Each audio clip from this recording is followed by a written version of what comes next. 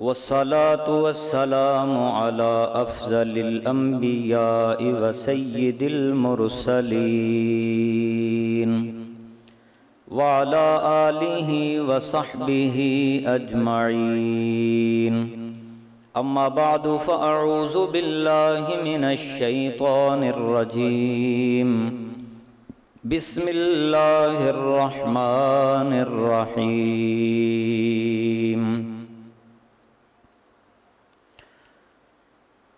وَإِنَّكَ لَعَلَى خُلُقٍ عَظِيمٍ. وقال الله تعالى في مقام آخر: لَقَدْ كَانَ لَكُمْ فِي رَسُولِ اللَّهِ أُسْوَةٌ حَسَنَةٌ. صدق اللہ مولانا العظیم. درود پاک پڑھیے. الصلاۃ والسلام علیک یا رسول اللہ وعلی آلک واصحابک یا حبیب اللہ. الصلاۃ والسلام علیک یا نبی اللہ وعلی آلک واصحابک یا جد الحسن والحسین. واجب الاحترام، قابل صد احترام بزرگوں، نوجوانوں، دوستوں، قرآن مجید کی جو آیت میں نے تلاوت کی 29ویں پارے سے اور ایک آیت 21ویں پارے سے تلاوت کی، اللہ تعالی کلمت الحق ادا کرنے کی، مجھے اور آپ کو اس پہ عمل کرنے کی توفیق عطا فرمائے. خالق کائنات نے فرمایا: لَقَدْ كَانَ لَكُمْ فِي رَسُولِ اللَّهِ أُسْوَةٌ حَسَنَةٌ. تمہارے لیے میرے پیارے محبوب علیہ السلام کی زندگی خوبصورت نمونہ ہے. تمہارے لیے میرے پیارے محبوب علیہ السلام کی صبح شام، گھر کی زندگی، باہر کی زندگی، بازار کی، غار کی، مسجد کی، میرے محبوب کا بچپن، نوجوانی، لڑکپن، جوانی، مکی زندگی، مدنی زندگی، غزوات، ساری زندگی حضور علیہ السلام کی خوبصورت نمونہ ہے. جنت کی چابی ہے، کامیابی کا ذریعہ ہے، سرخ روئی کا باعث ہے، اللہ کی رضا حاصل کرنے کا سب سے بڑا وسیلہ ہے. کسی نبی کی زندگی کی اللہ نے قسم نہیں اٹھائی، مگر ہمارے پیارے آقا صلی اللہ علیہ وسلم کی اللہ نے زندگی کی قسم اٹھائی ہے. لَعَمْرُكَ، اے پیارے محبوب مجھے تیری زندگی کی قسم. ایسی کامل، ایسی خوبصورت زندگی کہ خالق کائنات نے فرما دیا کہ اس محبوب کی زندگی کو دیکھو، پڑھو اور اس پہ عمل کرنے کی کوشش کرو. اعلان نبوت جب حضور علیہ السلام نے کیا، فران کی چوٹی پہ سرکار علیہ السلام رونق افروز، مکہ والوں سے کہا: اگر میں یہ کہوں کہ اس پہاڑ کے پیچھے سے ایک بہت بڑا لشکر ابھی تم پہ حملہ آور ہو کر تمہیں برباد کر دے گا، تباہ کر دے گا، تو مان لو گے؟ انہوں نے کہا: جی اگرچہ خلاصہ یہ بنتا ہے ان کے جواب کا کہ لشکر کے کوئی آثار تو نظر نہیں آ رہے، کوئی ڈسٹ اڑتا ہوا نظر نہیں آ رہا، کوئی گرد و غبار اڑتا ہوا نظر نہیں آ رہا. آپ کہیں گے تو مان لیں گے. ہم یہ سمجھیں گے ہماری نظروں کو دھوکہ ہو سکتا ہے، پر آپ کی زبان سے غلط بات نہیں نکل سکتی. نتیجہ کیا نکلا؟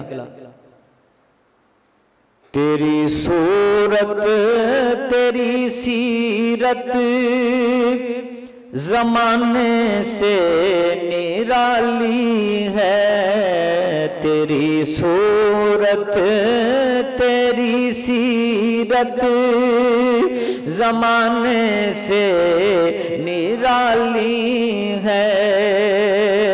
آقا تیری صورت، تیری سیرت زمانے سے نرالی ہے، تیری ہر ہر ادا پیارے دلیل بے مثالی ہے، تیری ہر ہر ادا پیارے دلیل بے مثالی ہے۔ سب پڑھ لیجئے، تیری صورت تیری سیرت زمانے سے نرالی ہے، تیری صورت تیری سیرت زمانے سے۔ کافر تلوار پکڑ کے آگے اوپر کھڑا ہو گیا، میں یعصمو کا منی، بتاؤ تمہیں کون بچائے گا مجھ سے؟ میرے آقا لجپال علیہ السلام کا ایمان دیکھیے، اللہ پہ توکل دیکھیے۔ اس نے کہا کون بچائے گا؟ سرکار نے فوراً جواب دیا، اللہ۔ تلوار اس کے ہاتھ سے زمین پہ گر پڑی، زمین پہ گری، میرے آقا لجپال نے تلوار کو پکڑا سونتا۔ حضور علیہ السلام نے پوچھا من یعصمو کا منی، اب تو بتا تجھے کون مجھ سے بچائے گا؟ اس نے ہاتھ جوڑ لیے، کہنے لگا مجھے معاف فرما دیجئے۔ اگر میرے آقا لجپال چاہتے تو بدلہ لے سکتے تھے، انتقام لے سکتے تھے، وہ جان کا پیاسا تھا، وہ مار سکتا تھا، مگر میرے آقا نے دوسرے لمحے معاف فرما دیا۔ تیری صورت تیری سیرت زمانے سے نرالی ہے، تیری صورت تیری سیرت زمانے سے نرالی ہے، تیری ہر ہر ادا پیارے دلیل بے مثالی۔ لیس الشدید بالسرعہ، پہلوان وہ نہیں ہوتا جو دوسرے کو پچھاڑ دے، گرا دے، ذلیل کر دے، رسوا کر دے، نہیں، پہلوان وہ نہیں ہوتا، عزت والا وہ نہیں ہوتا، وقار والا وہ نہیں ہوتا۔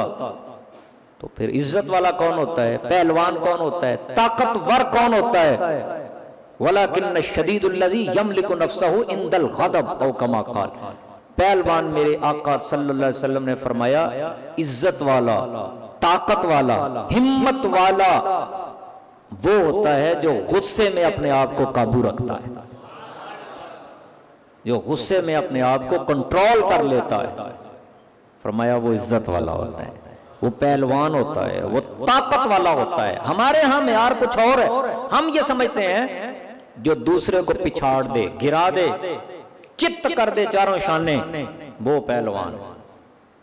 ہمارے ہاں معیار عزت کا دولت ہے، سرمایہ ہے، عہدہ ہے، اقتدار ہے، مگر رسول اللہ علیہ السلام کی نگاہ میں یہ معیار نہیں۔ بہرحال حضور صلی اللہ علیہ وآلہ وسلم نے مکہ چھوڑا اللہ کے حکم سے، اور حضور علیہ السلام یہ اللہ سے عرض کرنے لگے، حکم ہو گیا نا ہجرت کرو، مائیگریٹ کرو۔ نبی کریم علیہ السلام نے اللہ کی طرف سے مائیگریشن کا حکم آیا، مکہ چھوڑ دو۔ نبی پاک علیہ السلام مکہ مکرمہ سے نکلے، اللہ سے دعا مانگی، یا رب العالمین تو نے مجھے اس شہر سے نکلنے کا آرڈر دیا گیا جو شہر مجھے بڑا پیارا تھا، جس شہر سے میں بڑی محبت کرتا تھا، اے میرے اللہ اب تو مجھے اس شہر میں لے جا جو تجھے بڑا پیارا ہے۔ مدینہ شریف آ گئے، پتہ چلا مدینہ اللہ کو بڑا ہی پیارا ہے۔ مدینہ حضور تشریف لائے 8ویں سال سن 8 ہجری میں سرکار علیہ السلام پھر مکہ مکرمہ 10,000 صحابہ کو لے کر مکہ فتح کرنے کے لیے تشریف لائے۔ اور جب فاتحین داخل ہوتے ہیں نا شہروں میں، چنگیز خان یا دیگر فاتحین کی تاریخ پڑھ لیں، آپ کو واضح طور پہ نظر آ جائے گا۔ سروں کے مینار بنا دیتے ہیں، خون کی ندیاں بہا دیتے ہیں۔ چنگیز خان نے تو ایسے بھی شہر فتح کیے ہیں، ظلم و ستم کی انتہا کر دی ہے کہ بلیوں تک بھی نہیں چھوڑا تھا اس نے. لیکن میرے اور آپ کے پیارے کریم لجپال آقا صلی اللہ علیہ وسلم جب مکہ شہر میں داخل ہوئے، سرکار علیہ السلام آپ نے عاجزی کے سب اپنے سر انور کو جھکایا ہوا تھا، اونٹ کی کوہان سے سر انور لگا ہوا تھا. سرکار مدینہ علیہ السلام کے سامنے سارے مکہ والے مشرکین، تنگ کرنے والے، کانٹے بچھانے والے، آپ کے غلاموں پہ ستم ڈانے والے سامنے موجود. پوچھا ما ترون انی فاعل بکم، بولو آج میں کیا کروں گا تمہارے ساتھ. بندے کا پتہ تب چلتا ہے جب بندے کے پاس اختیار آتا ہے، جب اقتدار آتا ہے، طاقت آتی ہے، پھر پتہ چلتا ہے کتنے پانی میں ہے. اب دیکھیے مکہ والے کہنے لگے انت کریم وابن اخن کریم، آپ تو کریم ہیں، آپ تو کرم کرنے والے ہیں. پتا تھا نا انہیں سرکار کی علیہ السلام کی ذات پاک کا، حضور علیہ السلام کے حلم کا، آپ کی رحمت سے واقف تھے، کرم سے واقف تھے. کہنے لگے انت کریم وابن اخن کریم، آپ تو کریم ہیں، کرم کرنے والے ہیں، رحم کرنے والے ہیں، حلم والے ہیں، بردبار ہیں، حسن اخلاق والے ہیں، کرم کے سوا کیا امید کریں. میری آقا لجپال نے فرمایا لا تثریب علیکم اليوم اذهبوا انتم الطلقاء، میں تمہیں وہی بات کہوں گا جو حضرت یوسف علیہ السلام نے اپنے بھائیوں سے کی تھی، سب کو آزاد کر دیا تھا. او مکہ والو جاؤ، میں تم سے کوئی بدلہ نہیں لیتا، انتقام نہیں لیتا، جاؤ تم سارے کے سارے آزاد ہو.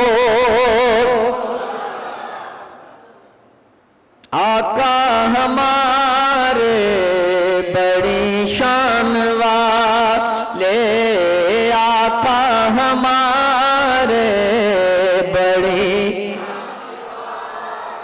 امام الانبیاء نے فتح مکہ کے موقع پہ فرمایا جو بھی سفیان کے گھر میں داخل ہو جائے اسے بھی امان، کچھ نہیں کہا جائے گا. جو اپنا دروازہ بند کر لے اسے بھی امان، جو ہتھیار پھینک دے اسے بھی امان. آقا ہمارے بڑی، آقا ہمارے بڑی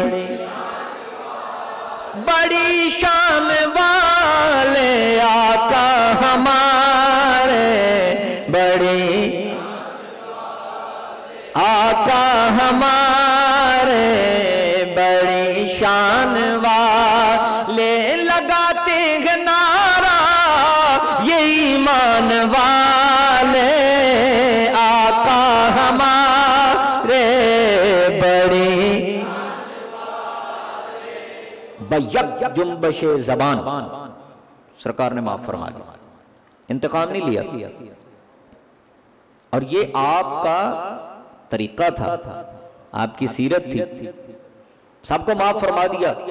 چند لوگوں کو سرکار علیہ السلام نے مینشن کیا کہ یہ جو لوگ ہیں نا ابن خطل وغیرہ، ان کو نہیں چھوڑنا، وہ انتہائی گستاخ تھے، ان کو صحابہ نے قتل کر دیا. باقی عام معافی کا اعلان کر دیا. نتیجہ کیا نکلا؟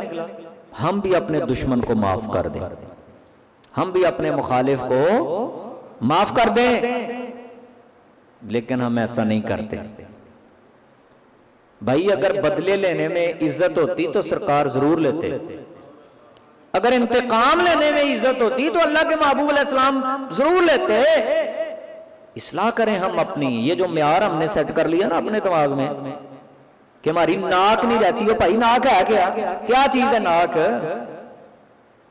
رسول پاک علیہ السلام سے بڑھ کے کچھ نہیں.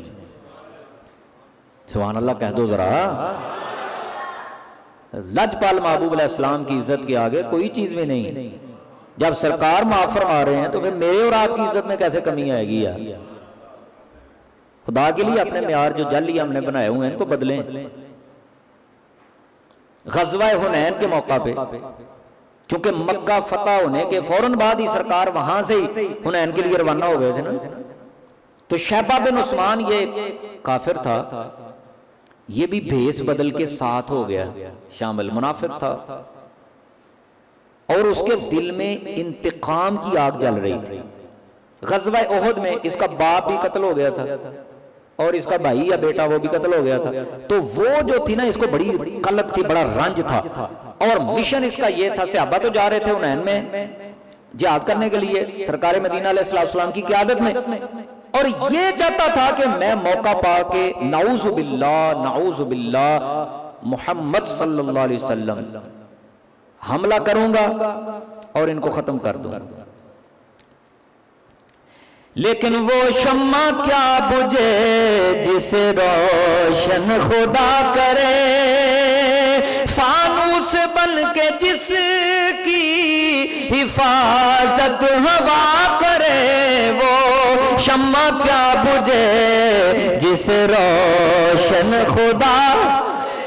آگے بڑھا، اس نے موقع پا کے حملہ کرنا چاہا، لیکن اللہ کا وعدہ تھا واللہ یعصمک من الناس، اے میرے پیارے محبوب میں تیری حفاظت کروں گا، تجھے میں امان، چونکہ امان دے رکھی ہے، اے میرے پیارے محبوب میں لوگوں سے تجھے بچا کے رکھوں گا۔ وہ آگے بڑھا، غیب سے اسے ایسا محسوس ہوا جیسے آگ کا گولا اس پہ گرنے لگا، گیا ڈر کے پیچھے ہوا، ہتھیار گر پڑے۔ میری آقا لجپال علیہ السلام اور سمجھ گئے اس کا ارادہ کیا تھا، یہ چاہتا کیا تھا، لیکن میری آقا علیہ السلام نے اسے قریب کیا، سرکار علیہ السلام نے اس کے سینے پہ ہاتھ رکھا، جب ہاتھ حضور کا اس کے سینے پہ آیا وہ کہتا گیا میرے دل کی تاریکی دور ہو گئی، انتقام کا جذبہ ختم ہو گیا، ظلم دور ہو گیا، اندھیرے دور ہو گئے، نور ایمان سے میرا سینہ چمکنے لگ گیا، نور ایمان سے سینہ چمکنے لگ گیا۔ کہنے لگا دست مصطفیٰ کی برکت سے میرے سینے میں ایسی محبت پیدا ہوئی، میرا دل کرنے لگا میں ابھی محمد پہ قربان ہو جاؤں۔ بدلہ نہیں لیا سرکار نے، بولو بدلہ، وہ تو مارنے کے لیے بڑا تھا نا آگے، پر حضور نے معاف کرنا دیا، بولو سرکار نے معاف فرما دیا۔ یارو معاف کرنے سے عزت میں کمی نہیں آتی۔ حضور کے غلام ہے حضرت احنف بن قیس رحمت اللہ علیہ، بڑے علم والے تھے، بڑے بردبار تھے، برداشت بڑی تھی۔ ایک بندہ آپ کے سامنے آ کے کہنے لگا جناب اگر آپ مجھے ایک بات کریں گے نا، اگر ایک بات مجھے سنائیں گے میں آپ کو 10 سناؤں گا۔ آپ نے فرمایا پائیا میں تینوں ایک بھی نہیں سناواں گا، تو پاویں 100 سنا لیں۔ بڑا ہی شرمسار ہوا، بڑا ہی شرمسار ہوا۔ سفر سے آ رہے تھے تو ایک سفر میں ایک بندہ آپ کے ساتھ ہو گیا، برا بھلا کہنے لگا آپ کو، تم ایسے ہو، تم ایسے ہو۔ آپ کو جب انتہائی تانا زنی اس نے کی نا، بڑا ہی برا بولا، تو اپنے بستی سے باہر ہی آپ کھڑے ہو گئے اور آپ نے اسے کہا یار جتنا تو نے مجھے برا کہنا ہے نا یہیں پہ ہی گل ہے۔ اس نے کہا جناب کیوں؟ میرا جہاں دل کرے گا آپ کو کہوں گا۔ آپ نے فرمایا نہیں، اگر بستی میں میری جا کے تو مجھے برا کہے گا نا تو میرے ماننے والے تجھے چھوڑیں گے نہیں، جو تو نے مجھے برا کہنا ہے یہیں پہ گل ہے۔ بڑا ہی شرمسار ہوا، آگے اس نے ہاتھ جوڑ لیا، اس نے کہا جناب تسی کمال ہو، تسی کمال ہو بھائی۔ ان اکرمکم عند اللہ اتقاکم، جو اللہ تعالیٰ سے ڈرتا گیا، نبی کریم علیہ السلام کی سیرت پہ عمل کرتا گیا، جو بردبار بن جاتا گیا، جو اپنے آپ کو کنٹرول کر لیتا گیا، غصے میں کوئی ایکشن نہیں کرتا۔ امام الانبیاء علیہ السلام کے سینے پہ اترا قرآن، مالک نے فرمایا وہ سب سے زیادہ عزت والا بن جاتا ہے۔ اللہ کہتا ہے عزت والا بن جاتا ہے۔ مجھے بتاؤ کیا یہ سچ نہیں ہے؟ کیا حقیقت نہیں ہے؟ ایک ویڑے میں کھیلنے والے، ایک پلیٹ میں کھانے والے بھائی بھائی ہوتے ہیں، ایسا وقت بھی آ جاتا ہے ایک دوسرے سے سلام بھی نہیں لیتے کیوں جی ایسا ہوتا ہے یا نہیں ہوتا؟ آئے ہائے ہائے، ایسا وقت آ جاتا ہے۔ اس کی وجہ سرکار علیہ الصلوۃ والسلام سے منہ موڑا ہوا ہے۔ اگر دل حضور کو دیا ہوتا تو پھر ایسا نہ ہوتا۔ اگر امام الانبیاء علیہ الصلوۃ والسلام سے پیار کیا ہوتا نا تو پھر ایسا نہ ہوتا۔ اگر سرکار سے وفا کی ہوتی تو پھر ایسا نہ ہوتا۔ نہ یار، نبی پاک صلی اللہ علیہ وآلہ وسلم آپ کی شان تو یہ ہے، صفوان بن امیہ یہ وہ بندہ تھا جس کے گھر والے، جس کا باپ، بھائی یا غالباً بیٹا یہ غزوہ بدر میں قتل ہو گئے۔ اس کا یار تھا عمیر بن وہب، اس کا بیٹا قید ہو گیا۔ آپ کو پتہ ہے نا 70 مارے گئے تھے، 70 قیدی ہو گئے۔ یہ خانہ کعبہ کے پاس بیٹھ کے پلاننگ کرنے لگے۔ عمیر بن وہب کہنے لگا یار اگر مجھے اپنے بیوی بچوں کی کفالت کا خیال نہ ہو، میرا یہ کوئی ذمہ لے لینا میرے واپس آنے تک، تو میں ابھی جا کے اپنے بیٹے کو چھڑوا کے لاؤں اور میں مسلمانوں کے نبی کا وہ حال کروں۔ نعوذ باللہ، باتیں کرنے لگا اس طرح کی۔ صفوان بن امیہ بڑا چلاک آدمی تھا، اس نے کہا کہ میرے تو پہلے مر گئے ہیں۔ کہنے لگا، اس نے دیکھا لوہا گرم ہو گیا ہے، اس نے کہا چوٹی لگا دوں۔ اس نے کہا یار تیری بیوی بچوں کا خرچہ میرے ذمہ، چل تو اپنے پتر کو چھڑوا کے لا۔ مکہ میں ان دونوں کی پلاننگ تیسرے بندے کو مکے میں بھی پتہ نہیں تھا۔ وہ چل پڑا عمیر بن وہب، مدینہ شریف پہنچا۔ صحابہ نے دیکھا ہوئے تو کافر بے ایمان، یہ کہاں پہ آ گیا؟ لیکن چونکہ جنگ کا ماحول نہیں تھا وہاں پہ، انہوں نے اسے کچھ نہیں کہا۔ مسجد نبوی کے دروازے پہ آ گیا، سرکار علیہ الصلوۃ والسلام سامنے بیٹھے ہیں، صحابہ کرام بھی موجود ہیں۔ تلوار اس کے ہاتھ میں تھی یا میان میں تھی، زہر میں بجھی ہوئی تھی، زہر میں بجھی ہوئی، بڑی تیاری سے آیا تھا۔ بڑا نا مسکین سا بن کے نا سرکار کے پاس آ رہا ہے۔ اللہ کے محبوب علیہ الصلوۃ والسلام نے اسے پوچھا ہے کدھر آئے ہو؟ کہنے لگا جی اپنے پتر نو ملنا ہے۔ سرکار نے فرمایا سچ سچ بتا کس لیے آیا ہے؟ جب آپ نے یہ بات کی نا تھوڑا سا ذرا دہل گیا، وہ کہتے انہوں پتہ ہی نہ لگ گیا ہوئے۔ اللہ کے محبوب علیہ الصلوۃ والسلام سے کہنے لگا جی میں اپنے پتر سے ملنے آیا ہوں۔ میرے آقا لجپال نے دوسری مرتبہ پھر پوچھا سچ سچ بتا کس لیے آئے ہو؟ وہ کہنے لگا کہ جناب میں اپنے پتر سے ملنے آیا ہوں۔ 3 بار اس نے جھوٹ بولا۔ نبی کریم علیہ الصلوۃ والسلام کے علم غیب پہ قربان جائیں جو اللہ نے ہماری آقا علیہ الصلوۃ والسلام کو عطا فرمایا، اللہ نے دیا ہے علم غیب۔ دیکھیے ذرا نبی پاک علیہ السلام نے فرمایا اگر تو اپنے پتر سے ملنے آیا ہے تو بتا خانہ کعبہ کے سائے میں صفوان کے ساتھ تو کیا پلاننگ کر رہا تھا؟ بڑا ہی پریشان ہوا، بڑا ہی شرمندہ ہوا، سر کو چکا کے کہنے لگا، سوچنے لگا یار اس بات کا تو مکہ میں کسی تیسرے بندے کو پتا نہیں تھا، انہیں کیسے پتا چل گیا؟ دل نے اندر سے آواز دی جو مدینہ میں بیٹھ کے مکہ کی باتیں بتا رہا ہے وہ جھوٹا نہیں ہو سکتا۔ ہاتھ جوڑ کے کہنے لگا جی مجھے معافی بھی دیجئے، کلمہ بھی پڑھائیے، بدلہ نہیں لیا۔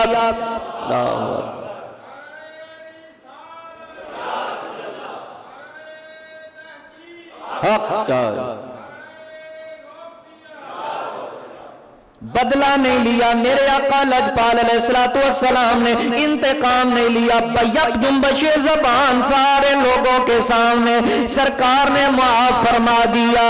نتیجہ یہ نکلا آقا ہمارے بڑی شان والے، آقا ہمارے بڑی یارو اپنی زبان سے جب ہم اتنی محبت سے سرکار کا ذکر کرتے ہیں تو پھر آپ کے اخلاق کی خیرات بھی اللہ مجھے اور آپ کو عطا فرما دے، امام الانبیاء کا فیض بھی اللہ تعالیٰ ہمیں عطا فرما دے۔ کوشش کریے، امام الانبیاء نے جب ایسے حسن اخلاق کا مظاہرہ کیا گیا، ایسا نور ہے امام الانبیاء کی سیرت میں، کیوں نہ میں اور آپ بھی سبق حاصل کریں، ہم بھی اپنے دشمن کو معاف کر دیں، ہمارے دل میں بھی کسی کے بارے میں کینہ نہیں رہنا چاہیے، بغض نہیں رہنا چاہیے، انتقام کا جذبہ نہیں رہنا چاہیے، معاف کر دیجئے اللہ کی رضا کے لیے۔ آج جمعۃ المبارک ہے، رب کے گھر میں بیٹھے ہیں، کرو نا ارادہ معاف کر دیجئے سب کو، اور محبت سے سرکار کی طرف توجہ کر کے کہیے آقا ہمارے بڑی، آقا ہمارے بڑی، لگاتے ہیں نعرہ یہ ایمان والے، آقا ہمارے بڑی، آقا ہمارے بڑی۔ اس لیے سبق حاصل کریں، باتیں بہت ہوتی ہیں سنانے کے لیے، لیکن عمل سے زندگی بنتی ہے، عمل سے زندگی بنتی ہے۔ من اراد الآخرۃ وسعی لہا سعیہا، یارو دنیا بغیر محنت کے نہیں نہ آتی، کیوں جی گھر سے نکلتے ہیں کہ نہیں کمانے کے لیے سارے، دنیا نہیں نا بغیر محنت کے آتی، دین بھی بغیر محنت کے نہیں آئے۔ اللہ تعالی ہم سب کو عمل کی توفیق عطا فرمائے۔ اب ایک بڑا ہی اہم مسئلہ آپ سماعت فرما لیجیے۔